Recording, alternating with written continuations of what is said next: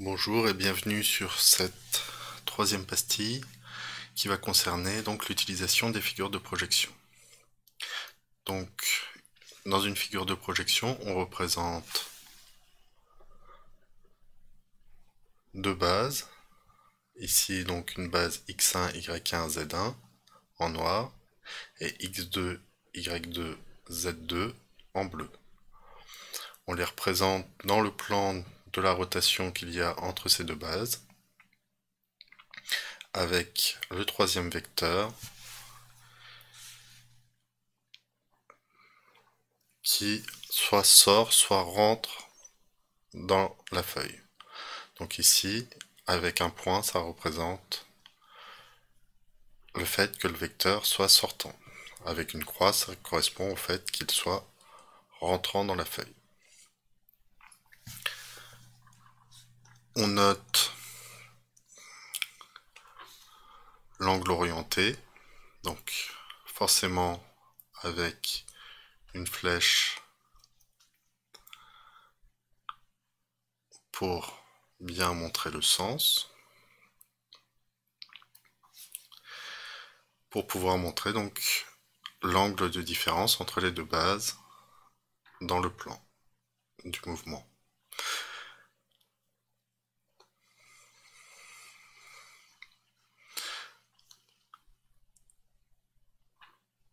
Quelles sont les règles pour faire une bonne figure de projection? On voit ici trois contre-exemples. Il faut que l'angle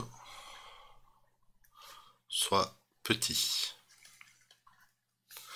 Donc ici, l'angle n'est pas suffisamment petit.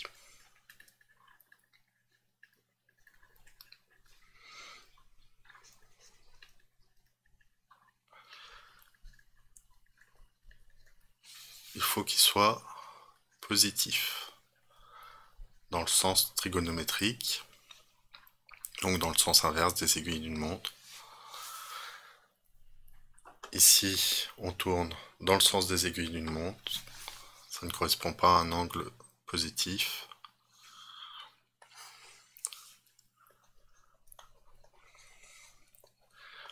Ici, on a un angle négatif.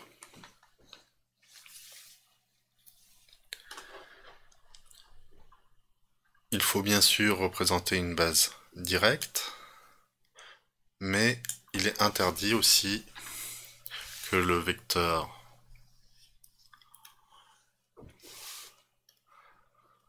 orthogonal au plan du mouvement, il doit toujours être sortant.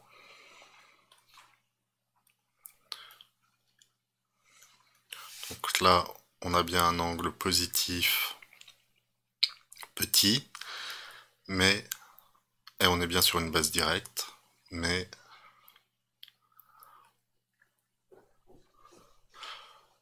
le vecteur orthogonal au mouvement, à la rotation,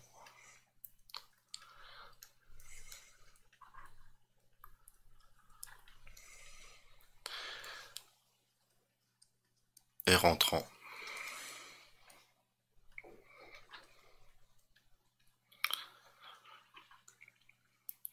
Donc les trois règles, l'angle doit être petit, positif, et l'angle orthogonal, et le vecteur orthogonal, toujours sortant.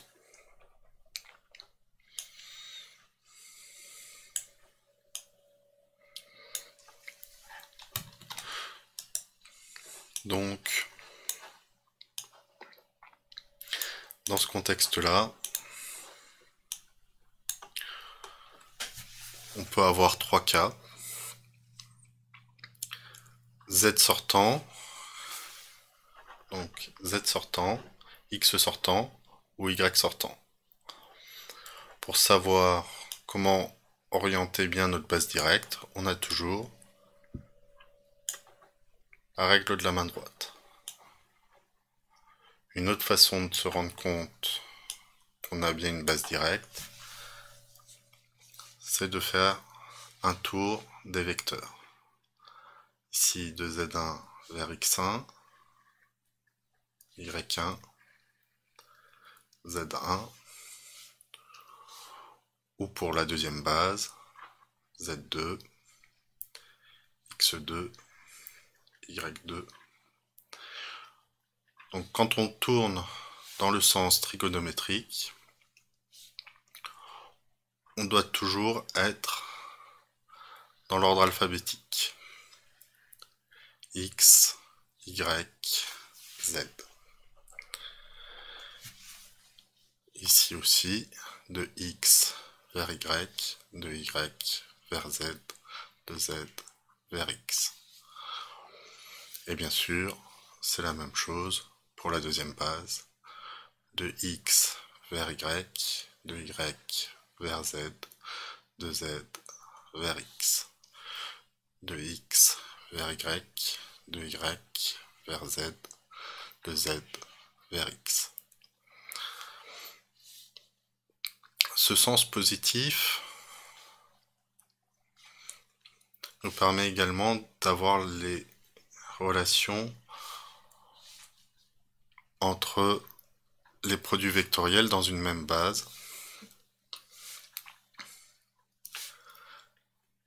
Donc le produit vectoriel dans une base xi, yi, zi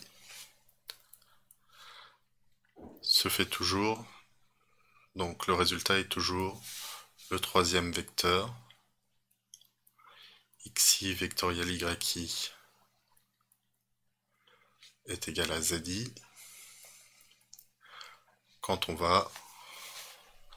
est dans le sens positif. yi vectoriel zi est égal à xi. Et enfin, zi vectoriel xi est égal à yi. Quand on va dans l'autre sens, par contre, yi vectoriel xi, on n'est pas dans l'ordre alphabétique, donc on a du moins zi, zi vectoriel yi,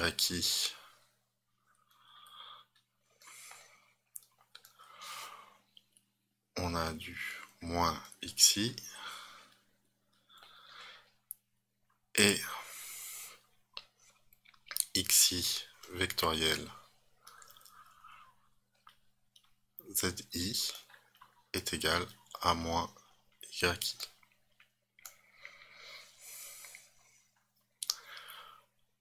Ok, donc maintenant qu'on sait bien représenter notre figure de projection, comment on peut l'utiliser pour différentes utilisations. Donc nous allons voir l'utilisation pour les produits scalaires, pour déterminer une vitesse de rotation entre deux repères, entre deux bases, pour calculer des produits vectoriels, et enfin pour calculer des dérivés de vecteurs.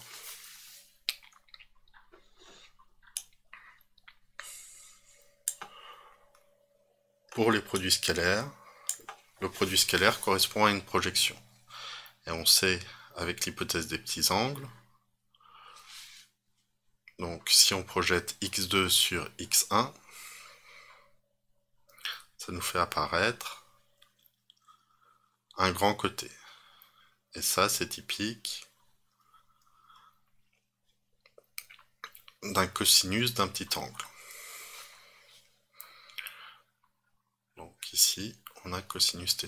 x2 projeté sur y1. Donc,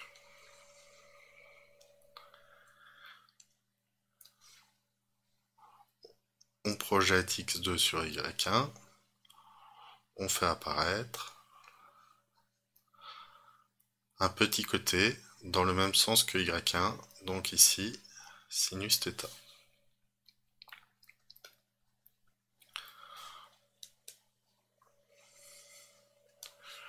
On cherche ensuite à projeter y2 sur x1.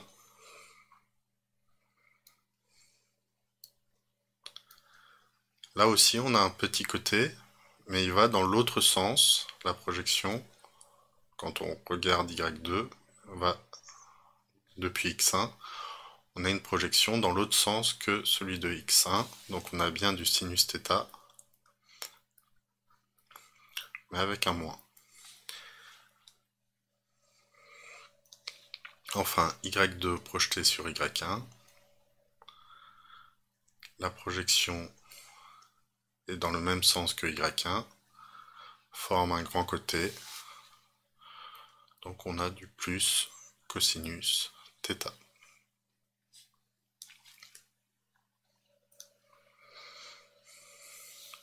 Maintenant, si on veut projeter plutôt sur x2,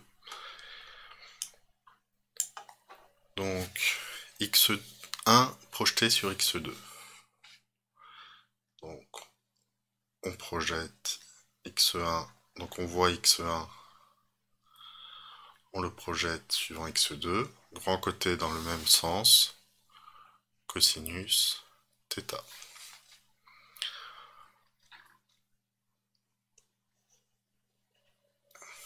x1 scalaire y2.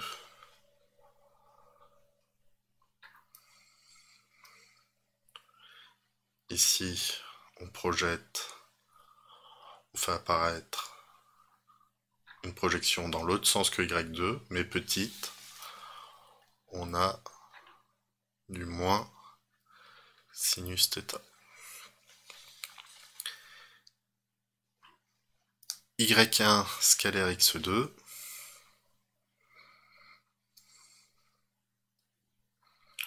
Petite projection dans le même sens que x2.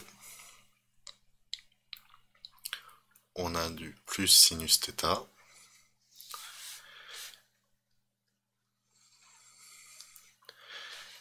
Et enfin, y1 projeté sur y2.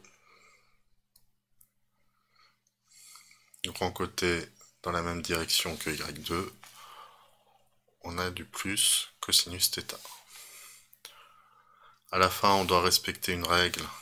Forcément, U scalaire V est égal à V scalaire U. Est-ce qu'on a bien vérifié ça? x2 scalaire x1, c'est bien la même chose. x2 scalaire y1, c'est bien la même chose que y1 scalaire x2. y2 scalaire x1, c'est bien la même chose que x1 scalaire y2. Et enfin, y2 scalaire y1, c'est bien la même chose que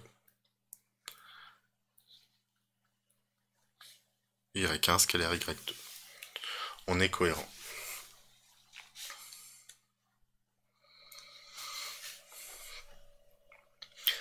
Donc, on va maintenant aller sur la détermination de la vitesse de rotation.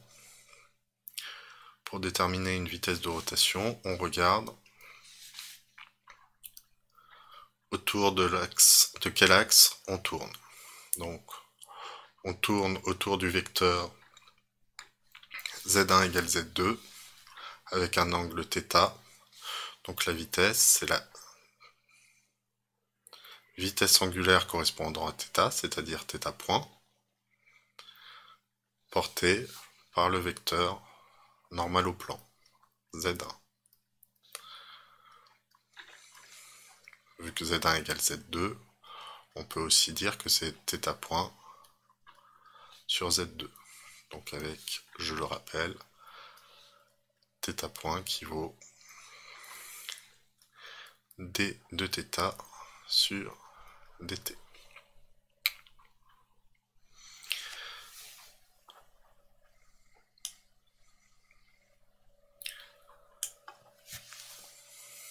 Alors, pour les produits vectoriels, il faut le résultat d'un produit vectoriel est toujours proportionnel au produit des normes fois le sinus, porté par un vecteur normal à nos deux vecteurs considérés. Donc ici, il faut trouver quelque chose d'orthogonal à x1, x2. Quelque chose d'orthogonal ensuite à x1, y2, etc., etc. Sur notre figure de projection, il est assez évident qu'un vecteur qui est toujours orthogonal aux deux autres, c'est Z1, Z2. C'est proportionnel au sinus de l'angle pour aller de l'un vers l'autre.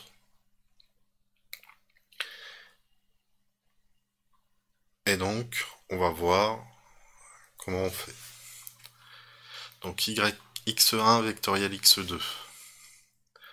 Pour aller de x1 vers x2, on doit parcourir un angle θ.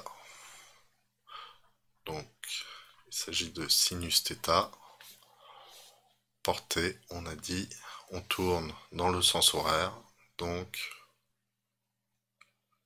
portée par Z1. x1 vectoriel y2. Pour aller de x1 à y2, il faut parcourir θ plus pi sur 2.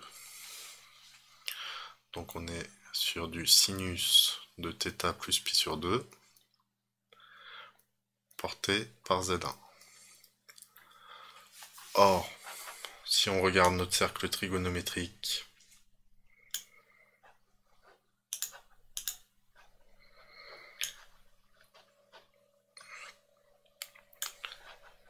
θ plus pi sur 2, son sinus est égal au cosinus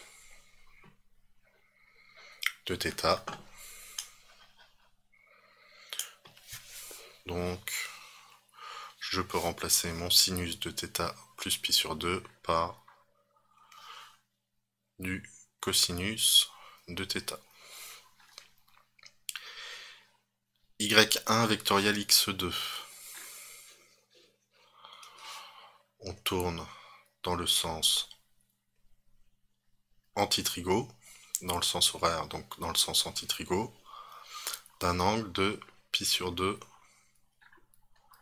moins θ. Donc on a un angle de pi sur 2 moins θ, mais avec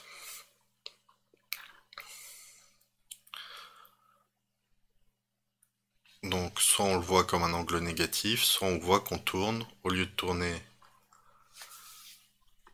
autour de x1 de façon positive, on tourne de façon positive autour de moins z1. Donc au lieu de tourner, donc soit on voit ça comme on tourne autour de z1 par un angle négatif, soit on considère qu'on tourne autour de moins z1. Ça nous donne toujours le même résultat, moins sinus de pi sur 2 moins θ. Sinus de pi sur 2 moins θ, c'est la même chose que le cosinus de θ.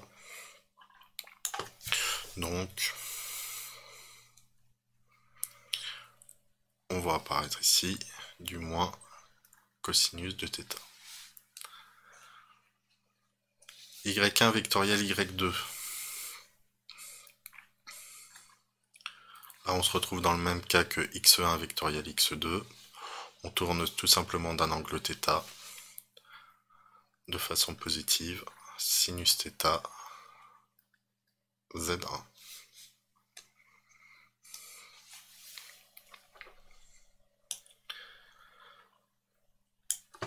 Rapidement, on fait les 4 autres cas. Donc, pour passer de x2 à x1,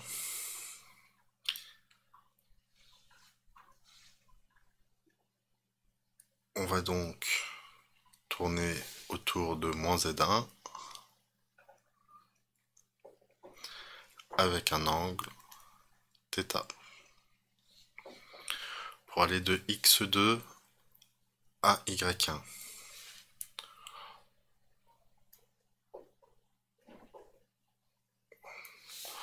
on fait apparaître du plus sinus de pi sur 2 moins θ porté par z1. Et le sinus de pi sur 2 moins θ, on a déjà vu que c'était du plus cosinus de θ. Pour aller de y2 vers x1,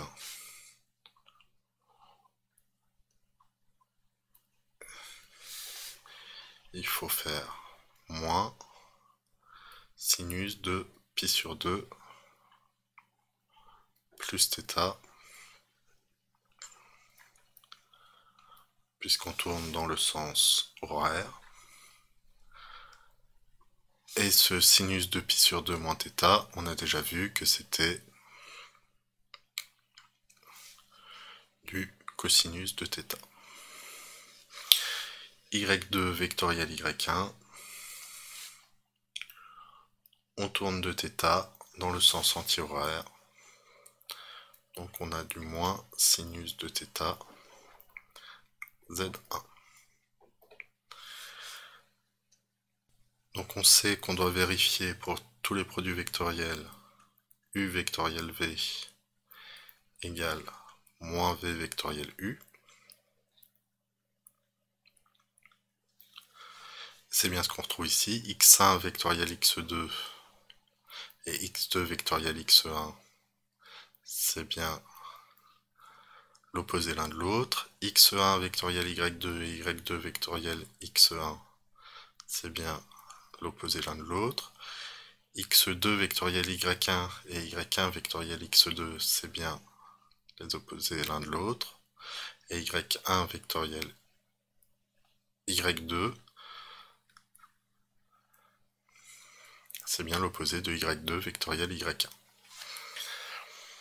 Donc, nous allons passer à la dernière petite astuce avec les figures de projection.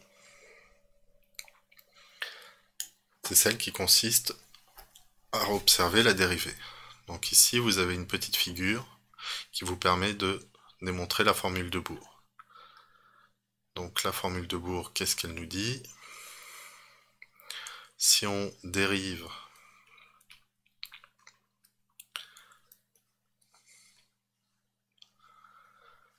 le vecteur y2 en l'observant de la base 1,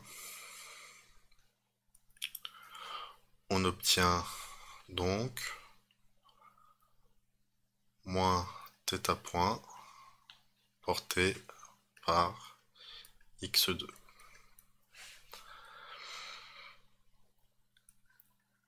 Et quand on dérive x2 par rapport à la base 1,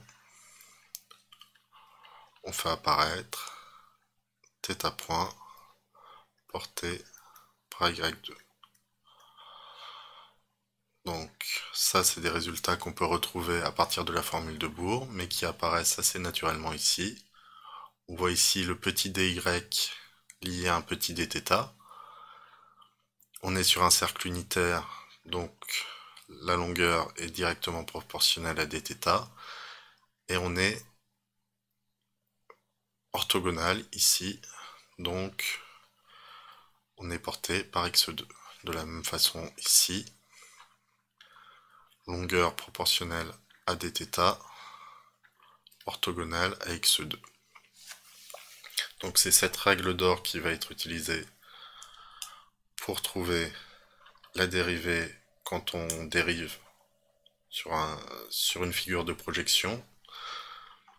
Uniquement quand on dérive sur une figure de projection, uniquement dans les cas simples, on a la dérivée de x2, on prend l'angle, on le dérive par rapport au temps, θ point. On prend notre vecteur, on le fait tourner d'un quart de tour dans le sens positif. y2. Pareil pour y2. On prend l'angle. On fait tourner notre vecteur d'un quart de tour. Et ici, on fait apparaître moins x2. Donc ça nous fait moins θ point x2.